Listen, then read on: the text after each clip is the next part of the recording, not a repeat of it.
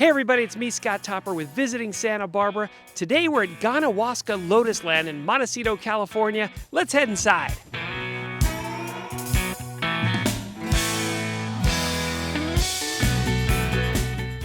Hi, I'm Scott Topper, and welcome to Visiting Santa Barbara with Scott Topper. We're here at Ganna Walska Lotusland, and we're chatting with Rebecca Anderson. She's our executive director. Thanks for having us out.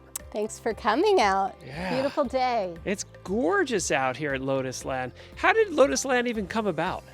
So Lotusland is layers of history on top of one another. It started in the 1880s as a plant nursery with a man named Ralph Kenton Stevens, who came here and realized everything he planted grew. Okay. And so he would trade seeds with ship merchants from the harbor in Santa Barbara and collect these rare and exotic plants, many of which are still in the garden today, which is part of what makes it so special. I see that. I mean, some of these trees are over 100 years old. It's incredible, isn't it? Yeah. So unlike most botanic gardens that are newer, we have this history enveloping us, and you can really feel the difference. Then another family came in and bought the estate. They built everything you see behind us, the Reginald Johnson architecture.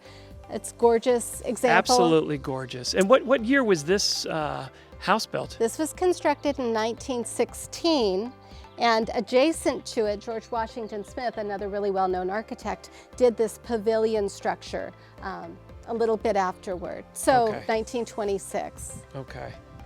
And after the family sold the property, the fourth owner, there was another owner just briefly in between, was Ganna Walska. Oh, and I see. This is her namesake garden. And that was in the 40s or the 50s? She purchased the property in 41 with the intention of making it a spiritual retreat center. Okay. She was going to call it Tibetland and have monks come and visit and study here. And after some time passed and the war started and it became clear that that wasn't going to be the outcome of this property, she renamed it Lotusland and created layer upon layer of whimsical, magical gardens. And that's what we see today. It's absolutely beautiful. So obviously she passed, and then now who owns Lotusland now? Lotusland's a public charity, so no one owns Lotusland. It's a community treasure, and it will only stay here with the community's support. So she passed away in 1984, and at that time she wanted to gift it. She actually talked about gifting it to the city of Santa Barbara. She ended up deciding, and her estate attorney, who's still involved to this day, made this as a foundation originally. And after some time passed, they, one, began to build out the garden as a public garden, and two, realized that a foundation wouldn't be able to accept gifts and that the garden would require philanthropy to exist. Sure. And so they changed it into a public charity, a 501c3, Okay. and ever since we've been operating as a public garden. So as a public garden, what is it, 85, 87% of donations needed to run the facility? Yeah, we're so different than most cultural institutions in that most cultural institutions like aquariums or zoos or museums rely on ticket sales. Well, part of what makes Lotusland so special, we like to call it the most private public garden in the country, is that we have limited visitation. It's actually not by choice, it's because we're in a residential neighborhood. Sure. And so we have 15,000 visitors a year who can come to the garden, and then an additional 5,000 school children. I see. And so with that, we earn just a little sliver of our revenue from the gate, from admission. Sure. Yeah. So tell me about the magic and the allure of Lotusland. How do people find this place? So Lotusland, people say, is the best kept secret. It's not by design. We actually don't market at all. We have so much editorial coverage in lifestyle magazines, garden design magazines, horticultural journals. And visiting SantaBarbara.com. And visiting SantaBarbara.com that we are overwhelmed with requests for visitation. So people come by calling in for a reservation. We have a phone line reservation number, 805-969-9990. Okay. And you can book a ticket that way, or to visit lotusland.org, our website. I see. It's a treasure, and it's not like other botanic gardens, and we say that with pride because our creator was not like other botanic garden creators. She was a collector, and so what's so unique and different about Lotusland is we have these themed gardens, 25 of them, and they're one to the next juxtaposed. So you're entering just an entire world of a plant collection that are very rare and significant in their own right. We're doing important plant conservation work, but the design is just incredible. And she called herself an enemy of the average. An enemy of the average. That was her self-proclaimed title.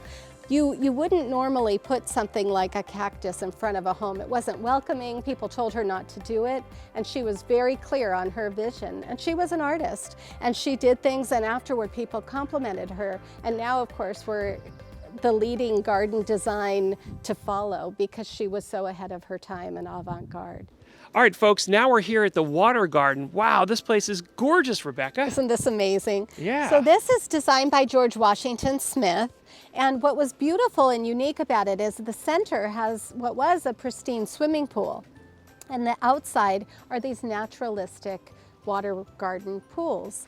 And when Madame Walska came to the property, of course, the swimming pool got a crack in it, started to leak. Instead of fixing it, she built a new swimming pool, and the fern garden created a whole other garden, and this became the lotus pond. So every summer between June and September, this is chock full of lotuses. It's really incredible. Well, I guess I'm coming back in June, July, and August to check it out. Come see us.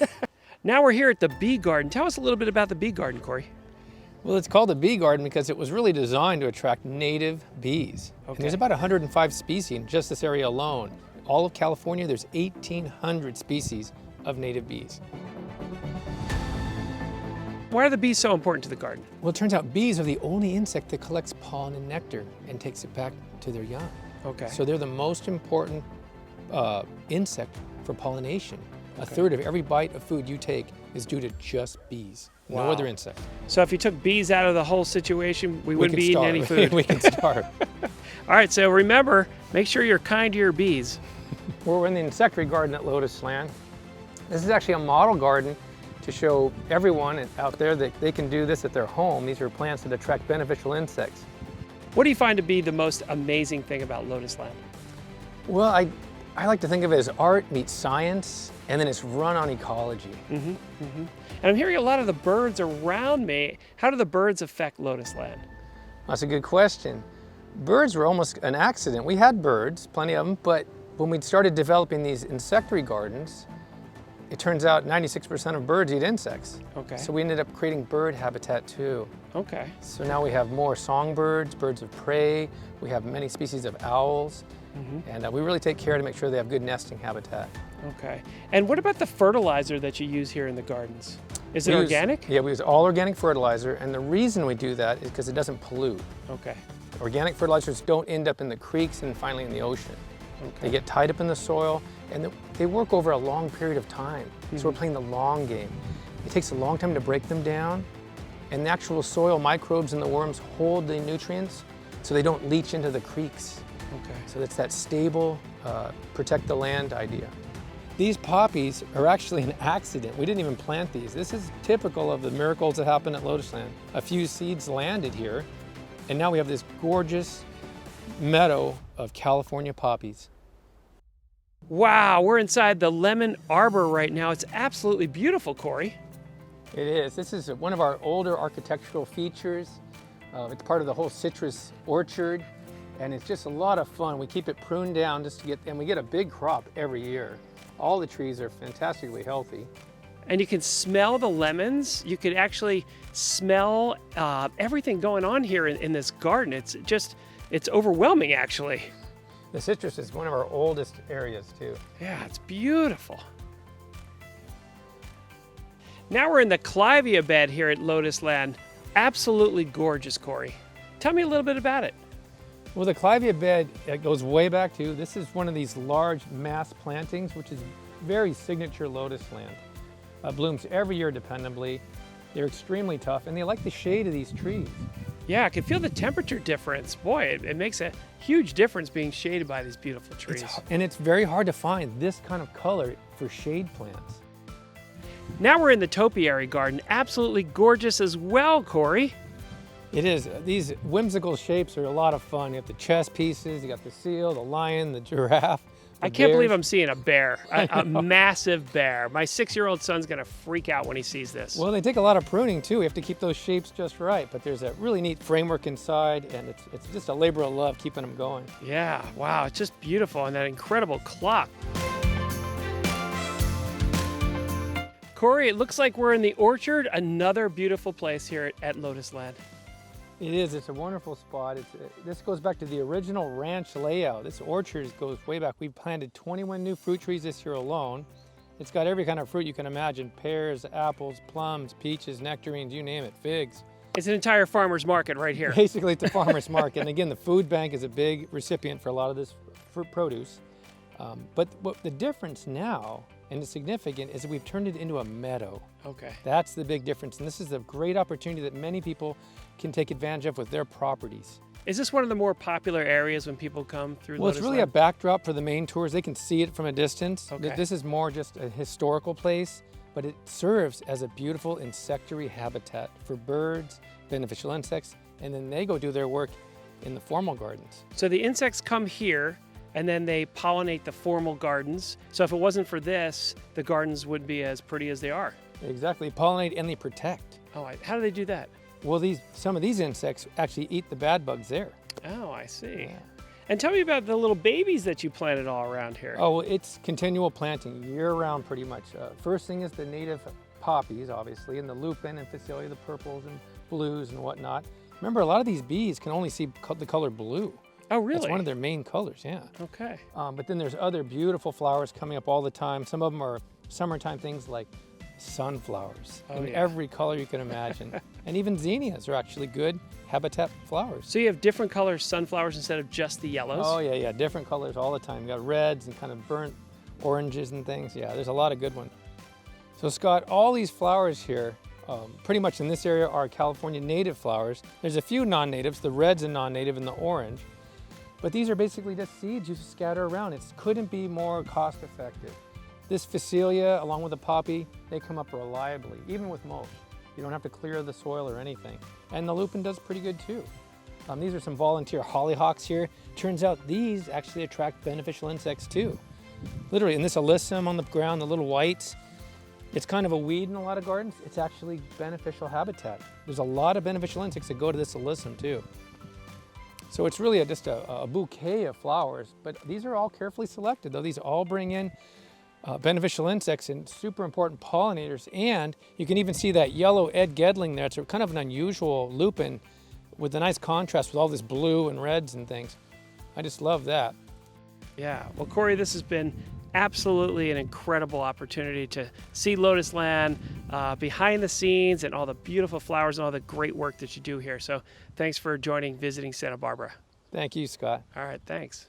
Here we are with Kirsten Horneman, Special Events Manager right here at Lotusland. We're in the Japanese garden. Wow, this is amazing. Isn't it amazing? This is our new baby, newly renovated.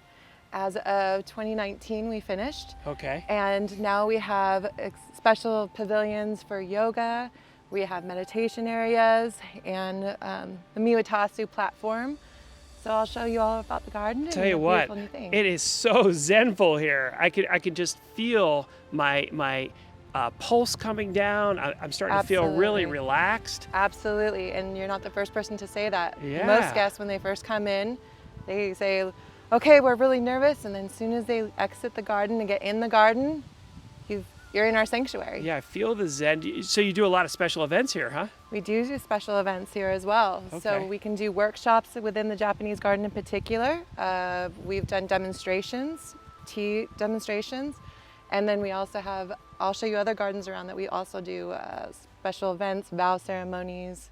Great. All of it. All right, well, let's head inside and check it out. Definitely.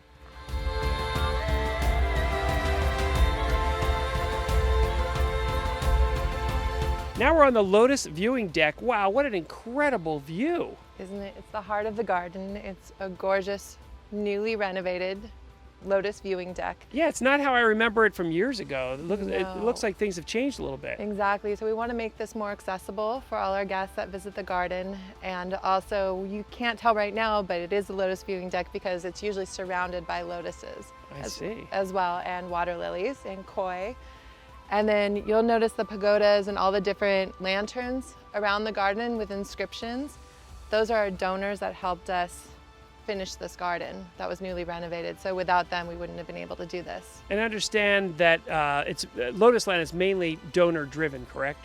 Predominantly, of course, our visitors as well, but 100% nonprofit. So with our donors' assistance and of course our visitors and our fundraising events. Okay. That's how we survive. And for your special events, do you have events right here on this deck? We could, definitely. We've done private dinner parties for 6 to 8 Okay. for some of our upper level donors, Okay. where we can have a catered event right here and have them enjoy this gorgeous view. It's absolutely breathtaking. Where are we off to now? So let's go to the Muatasu. All right, I'll follow you.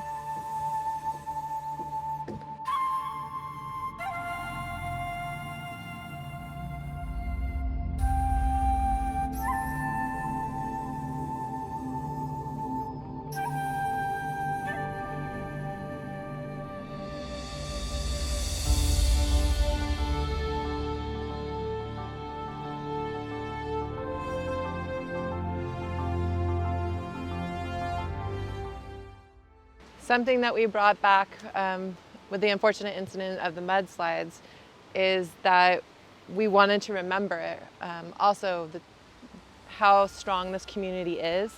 So we have this rock here to symbolize the mudslides and how resilient we all are. Where else are we going to go today? Let's go to the Aloe Garden. All right, I'll follow you there. It almost sounded like she said Olive Garden, but I don't think she did. Go through the black bamboo forest. So this is the black bamboo forest, Black huh? bamboo. I've heard a lot about it. It's gorgeous. It's incredible. It's black when it's new, and then as it gets older, it'll change over into the more blonde. And then that leads us to our aloe garden. Oh, wow. The aloes are in bloom in the winter here. So they're just finishing up, and it's this gorgeous coral color. In the aloe garden, we have aloes from all over the world. All right, it looks like Kirsten has brought us to the Aloe Garden. This place is also just amazing and tranquil. Are those real clams over there? These are real clamshells that Madame herself actually designed the fountains. Okay. This was her inspiration. She wanted to bring you, remember we were talking about every garden, she wants you to be brought to another part of the world almost. Sure, sure. So here we are under the sea. Okay. And we're also surrounded by aloes from Kenya and I see one from Africa. Uganda over here. Uganda. Yes. Yeah. So what's the significance of all the aloe? Do you use it for medical research, or how does it tie into Lotusland? No particular tie to Lotusland, just that it's amazing and that we wanted to educate the public on how amazing this plant is. Yeah. We know aloe, it's good for sunburns, but the different species and the different varieties from all over the world all have different medical reasons. There's some that cure cancer. Yeah. There's some that our curators have gone to Uganda and found a specific species and brought it back and cultivated it. And now they're teaching others how to do that as well to make sure that we can have this plant on our earth for the rest of our lives. Yeah. One of the amazing things that we do here in Lotusland is not just for visitors, but also curation. That's a big part of it, and Okay. educating the public. So here we have Queen of the Night, which has these amazing blooms that bloom in July that come out on a full moon that are the size of two of your hands together. And they're the most beautiful things. Since we're not here at night very often, it's a pretty rare thing that we get to see. But on the occasion that we are here at night and working an event, it's pretty spectacular.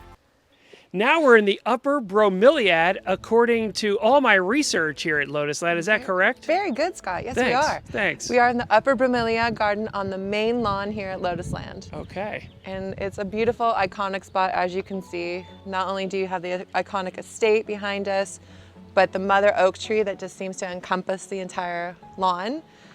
This is a beautiful spot for ceremonies. Yeah. We do vow renewals at this location, and then ceremony vow exchanges. Mm-hmm. And we can do a half-hour ceremony with an hour and a half in the garden to take photographs. Okay.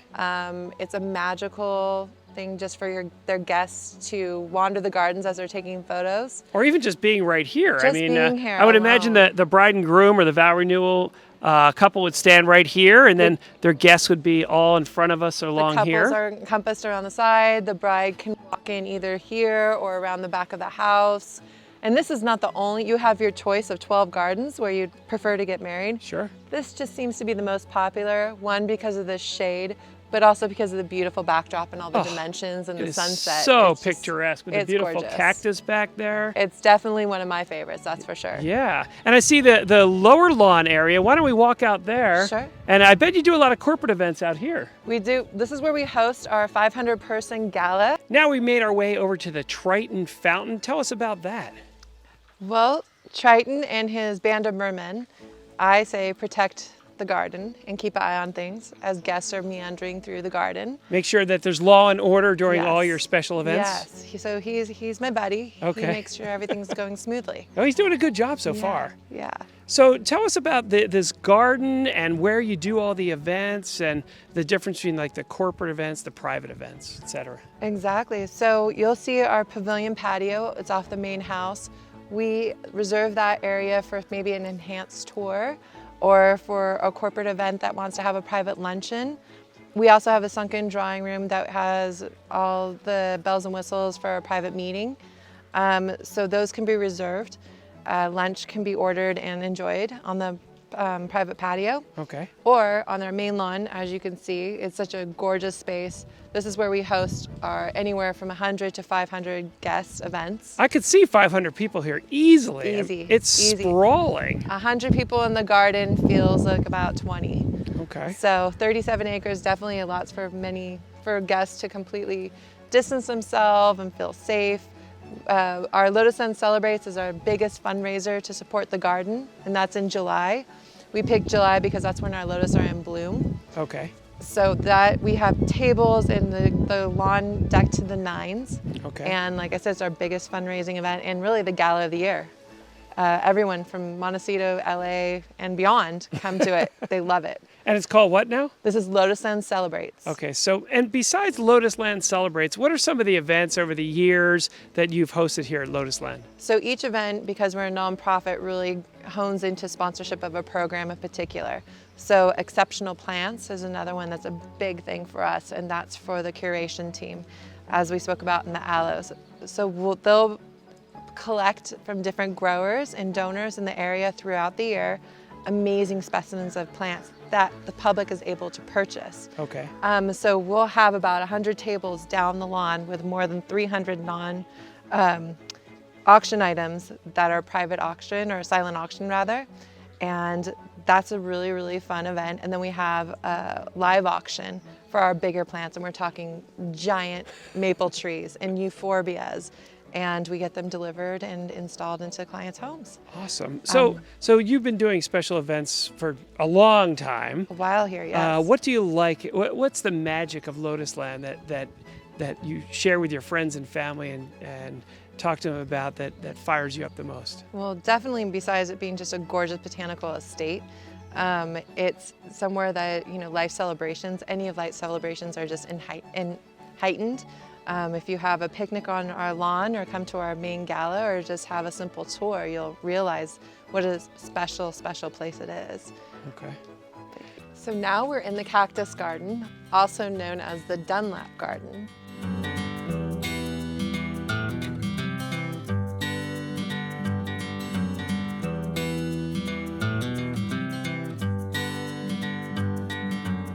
They're beautiful. And is this shale rock as well? Or? This is actually slate. Oh, it's slate. I just saw a moon cactus. There's so many different types of cactus out here.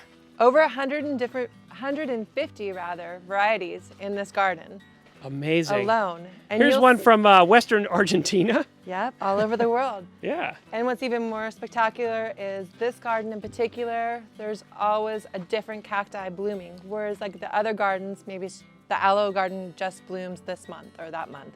Okay. This one blooms all year round. I could see because why. all the different varieties of cacti bloom all different times of the year. Now, where do these steps take us to? So now we're gonna go up to the mesa, which is the lookout of the entire cactus garden. Oh, great. And I would imagine this is another great place to do special events? Absolutely.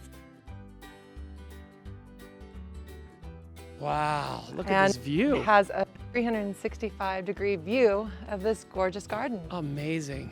Be a great place for events. Definitely. It's small but mighty. Yeah. It overlooks the entire cactus garden, which is very private. You feel like you're again in another world. Yeah. It has bird's eye view of the entire garden, and it's private and full of sunshine. Also, I don't feel as small as I was when I was down below Yeah. looking up at the 35-foot cacti. So Yeah. It I gives feel- you some perspective. it really does. And Yeah. it's really amazing how you make your way all the way across the garden and make your way up top here. It's like nothing I've ever seen before. This has been a spot that guests have reserved. Mhm. They can reserve and say, we just want this as a private spot for maybe an engagement shoot Okay. or an vow renewal or a Okay. ceremony, or even if it's a small cocktail party. This All is right. somewhere we can also do a small cocktail party. Oh, well, thank you so much for showing us around Lotusland. You're And we had an welcome. amazing trip. Well, we covered a lot of ground today, as you know. And as you can see right here on the Lotusland garden map, that's a lot of incredible experiences. Thanks for watching Visiting Santa Barbara with Scott Topper. Until next time. Going behind the scenes. Now the wind's kicking up. I can smell the lemons, and here comes the storm. Let's get out of here! Help us! Dinosaurs are chasing us! Here we go. Hold on tight. This is crazy! We're doing 60 miles an hour! Where are the brakes? There's no brakes!